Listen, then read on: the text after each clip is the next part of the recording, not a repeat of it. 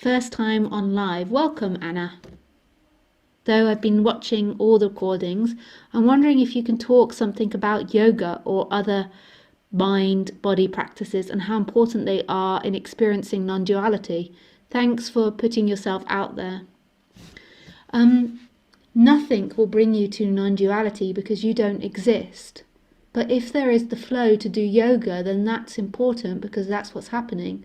If there is the flow to do therapy, if there is the flow to visit past lives, then that's important because that's what's happening. But nobody reaches non-duality because that would imply there is subject to object.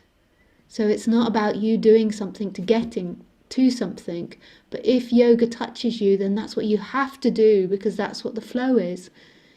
What has to happen, even though it's not somebody doing this, is there has to be a movement back to the heart, to the flow of things. There is this flow in life, and it's not intellectual. Normally we're working through the intellect and we're only doing stuff because we've been taught it intellectually, that yoga is good for us, it will make us healthy. And there's nothing wrong with that idea, and that's a nice basis. But if you do it and you're hating it, you hate every moment of it, then that's not flow. That's not love. There has to also be the love for it. So I eat healthily most of the time. I also enjoy eating unhealthily, but most of the time I eat healthy and I eat vegan or vegetarian, but mostly vegan. But I love it. I love beans. I love chips. I love veggie sausages. I eat my food with such passion. If you ever see me, I'm like a I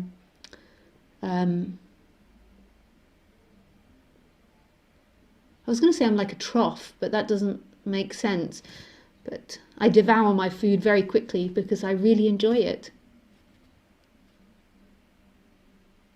And because I'm vegan, it then comes out really quickly as well. The funny thing is when I make these jokes, is if I actually had you sitting in front of me, I maybe wouldn't make them, because if I sensed you were more serious, I would respect that and I would reflect that seriousness back a bit. I'll call you in a moment, Ariel. I just finished with Anna. I'll call you after I've spoken to Anna. Yes. Also, I just joined, so I'm not sure if you were already talking about it. Also seems like the current caller is asking the same kind of thing. I've been contemplating if practices are necessary. I feel like I needed them to get to where I am now, but as of now, I can totally comprehend the idea you present. Did practice help you achieve this? Will they continue to awaken me? But that's what's got to be seen through, the idea that there is a you there that can awaken. Who are you? You see, you believe that these practices are adding something to you in time, but right here, right now, there is nobody that's looking at Lisa.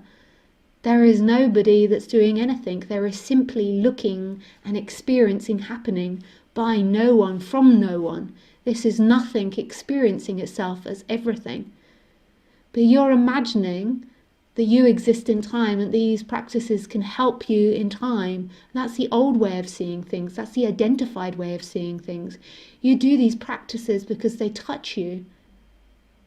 So I used to do the practice of feeling and speaking out my emotions, but by the time I started doing that,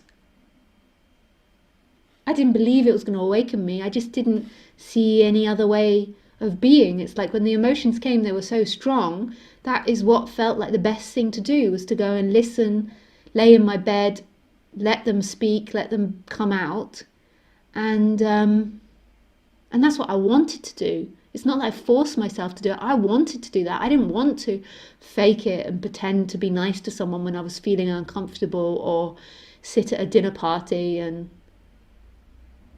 subtly bitch at my partner because I was in a bad mood. I wanted to go to my bedroom and feel it 100%.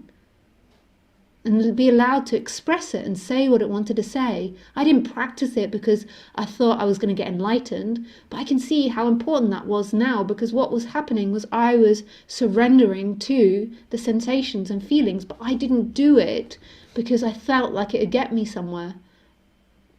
I'd been so hammered by speakers, I just didn't look at it like that anymore. I didn't think I'm going to meditate to get somewhere. I meditated because I enjoyed it. I remember I used to like to listen to speakers when I was in bed at night and when I was going to sleep. And I remember I used to get in and I'd be so excited to meditate, to put my attention into the body and to feel everything and to meditate. Or when I'd get home from work, I'd be excited to do that. So practice it's following the flow. That's what's important. So you just have to find that flow, but know that it's not you that finds it. Know that when you find the flow, you're disappearing. You're hearing God's message, which is yourself. You're hearing your message. I know it's so super scary what I'm saying, because we've always been taught how to be, what we should be doing. So we go to these teachers that teach us practices and we listen to them and we think that's going to get us there. If I follow them, if I trust them, that will get me there. But it's coming back to your source, your own expression, becoming truly yourself. But thanks so much for your question, Anna. That was beautiful.